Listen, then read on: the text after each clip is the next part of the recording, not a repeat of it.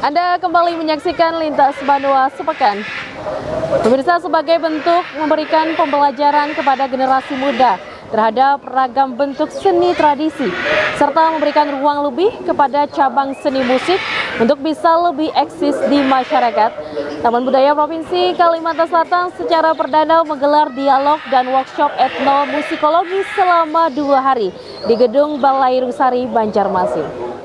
UPTD Taman Budaya Provinsi Kalimantan Selatan sebagai wadah dalam mempromosikan, mengembangkan, dan melestarikan beragam seni dan tradisi yang dimiliki daerah, terus berupaya memberikan ruang ekspresif terhadap beragam cabang seni yang ada, mulai dari seni tari, teater, tutur, rupa, dan musik. Untuk itu secara perdana, Taman Budaya Kalsel menggelar dialog dan workshop etnomusikologi dengan tema pandangan musik tradisional sebagai karya musik Nusantara, berlangsung selama 2 hari di Gedung Balai Rusari, Banjarmasin. Kegiatan ini menghadirkan beberapa narasumber dari lokal maupun nasional, di antaranya seniman musik asal Yogyakarta Warsana, seniman musik asal Kalsel Sumasno Hadi dan Lupi Anderiadi, yang diikuti oleh mahasiswa dan pelajar di Kalimantan Selatan. Menurut Kepala UPTD Taman Budaya Kalsel Suharyanti menyebut, program yang dilaksanakan di akhir tahun ini merupakan bentuk memberikan ruang terhadap cabang seni musik yang ada di daerah untuk bisa dipelajari dan diimplementasikan terutama bagi generasi muda. Selain itu, keberadaan seni musik tradisi ini nantinya bisa terus dikembangkan, tidak hanya sebagai penggiring bagi cabang seni lain, tapi menjadi sebuah pertunjukan seni yang bisa berdiri sendiri, dengan tindak lanjut memberikan ruang ekspresi lebih lewat program kerja yang diwacanakan di tahun 2025 nanti. 2 tahun yang lalu memang kita sudah banyak memberi ruang, tapi ini memang agak karena banyaknya sebuah cabang-cabang seni yang harus kita kantor, maka dari itu kita akan mengangkat kembali bagaimana keberadaan musik tradisi ada di Kalimantan Selatan ini. Dan selanjutnya kegiatan ini nanti tindak lanjutnya mungkin insya Allah di tahun 2025, karena ini adalah program yang sebagai akhir tahun 2025 nanti kita akan memberikan sebuah ruang kembali kepada seniman-seniman atau musisi atau komposer yang menunjukkan karyanya, bagaimana musik ini yang kembali tadi saya utarakan, keberadaan musik ini menjadi sebuah keberadaan musik pertunjukan sendiri yang bisa dinikmati audiens. Bukan hanya dinikmati si pengkaryanya, tapi bisa dinikmati dengan audiens. Itu yang harapan kita. Sementara itu, salah satu narasumber asal Yogyakarta Warsana menyebut, pengembangan seni musik saat ini perlu menampilkan sebuah garapan visualisasi dengan gimmick gerak maupun gestur yang menarik, sehingga jika dipergelarkan bisa menyedot daya tarik animo masyarakat untuk menikmati pertunjukan seni musik tersebut.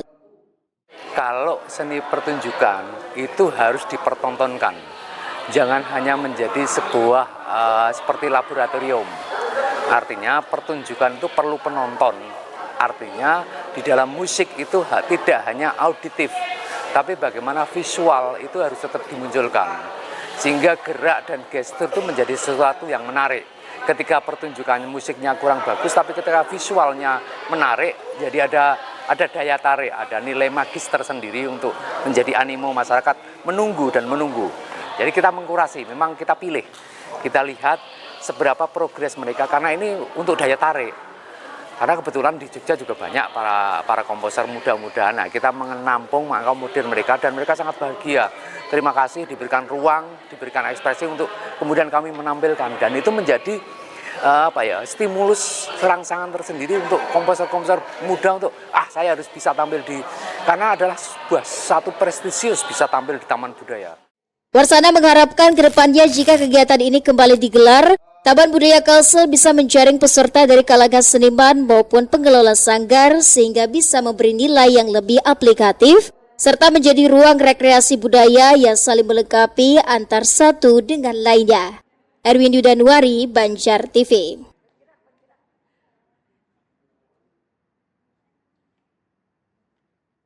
Selanjutnya, pemirsa, usai vakum selama 4 tahun akibat terdampak pandemi, Pemilihan Nanang dan Galuh Banjar Cilik kembali digelar di tahun 2024 oleh Yayasan Mendulang sebagai ajang menampilkan dan mengasah bakat yang dimiliki anak agar nantinya bisa menjadi duta wisata dalam memperkenalkan kota Banjarmasin baik di sekolah maupun di lingkungan sekitar.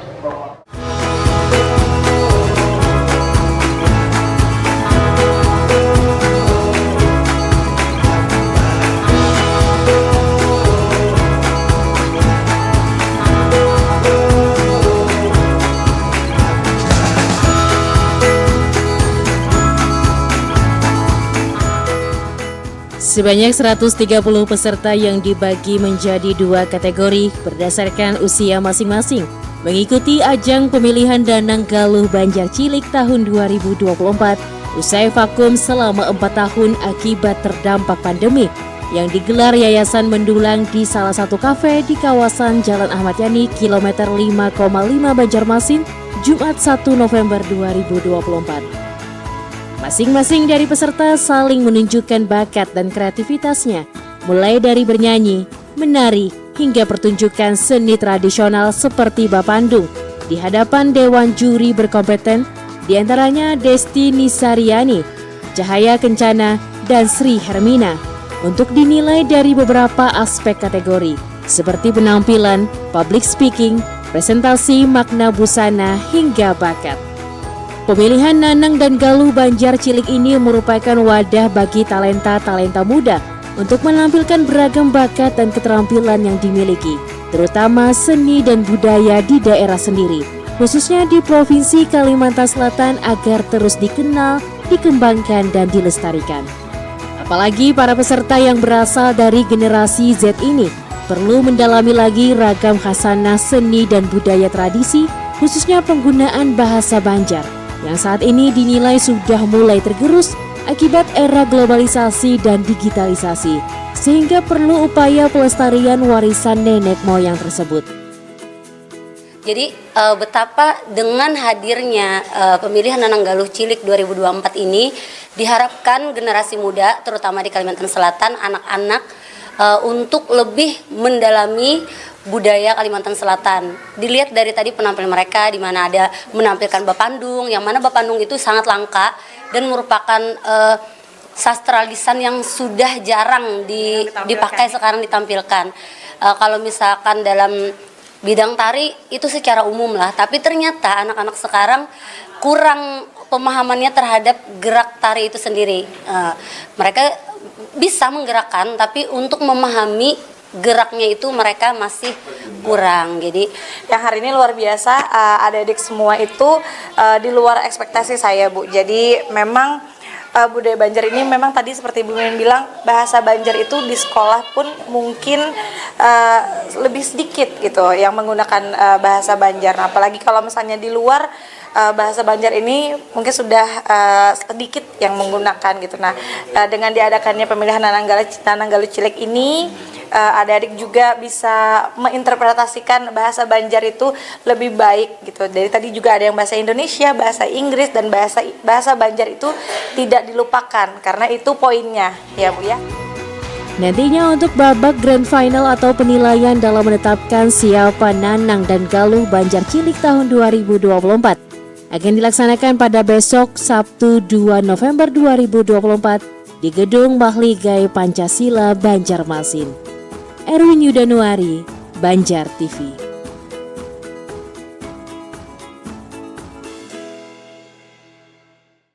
Pemirsa, para peserta International Business Administrasi Competition atau IBEC ke-10 tahun 2024 yang digelar Politeknik Negeri Banjarmasin sebagai tuan rumah diajak menikmati keindahan Provinsi Kalimantan Selatan dengan mengunjungi tempat wisata. Mulai dari susur Sungai Martapura, berbelanja oleh-oleh di Diang Kinjut, hingga mengunjungi sentra penjualan berlian di Martapura.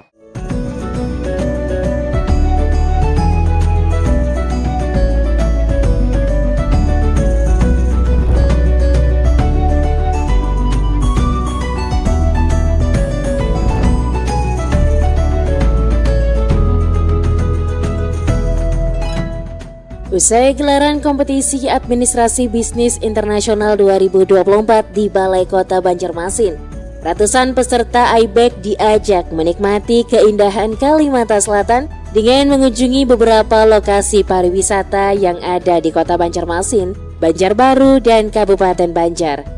Ini merupakan bentuk memperkenalkan panorama alam yang dimiliki Kalimantan Selatan oleh Politeknik Negeri Banjarmasin selaku tuan rumah IBEK 2024 kepada 21 perguruan tinggi yang ada di berbagai daerah di Indonesia serta satu kampus dari negeri Malaysia. Selain diajak menikmati keindahan Sungai Martapura lewat susur sungai, para peserta IBEK ini juga mengunjungi sentra oleh-oleh khas Kalimantan di Yang Kinjut Sasirangan yang berlokasi di Jalan Ahmad Yani kilometer 23,700 RT 2 RW 3 nomor 1 Kelurahan Landasan Ulin Barat, Kecamatan Liang Anggang, Kota Banjarbaru. Di sini para peserta IBEK menyerbu dan memborong beragam hasil olahan UMKM dan kerajinan lokal, mulai dari jajanan ringan, gelang, kalung, tas hingga gantungan kunci yang dijual dengan harga terjangkau. Tidak hanya itu, mereka juga turut mendapat pelatihan singkat tentang tata cara pengolahan kain sasirangan yang merupakan kain tradisional dari Kalimantan Selatan, dibuat secara sirang atau menjelujur dengan dijahit secara manual menggunakan tangan. Para peserta IBEK nampak antusias mengikuti rangkaian pembuatan kain sasirangan tersebut, mulai dari pembentukan pola, menjahit menjelujur, pewarnaan, hingga kain siap untuk dipasarkan. Menurut penanggung jawab kegiatan, yang juga Ketua Jurusan Administrasi Bisnis Politeknik Negeri Banjarmasin, Merisa menyebut kegiatan ini merupakan bentuk meningkatkan silaturahmi bersama para dekan, ketua jurusan, mahasiswa Politeknik Negeri se-Indonesia.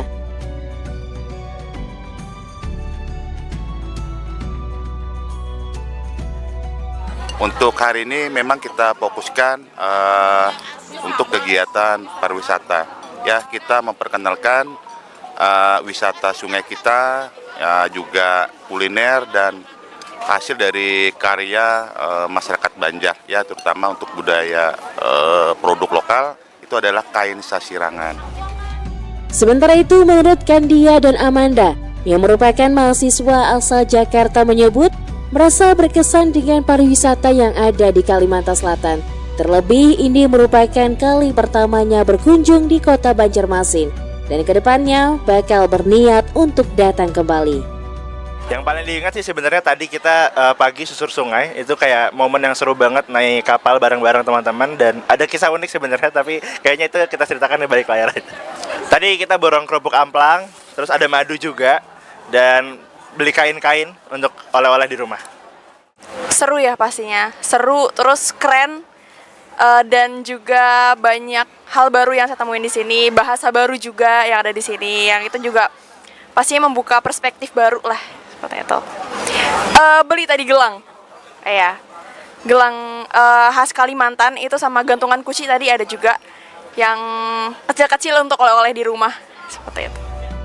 Kunjungan ini diakhiri dengan mengajak para peserta mengunjungi sentra penjualan berlian di Martapura, Kabupaten Banjar. Diharapkan gelar IBEK 2024 ini tidak hanya meningkatkan kompetensi dan wawasan mahasiswa, tetapi juga meninggalkan kesan yang berkenang tentang Provinsi Kalimantan Selatan.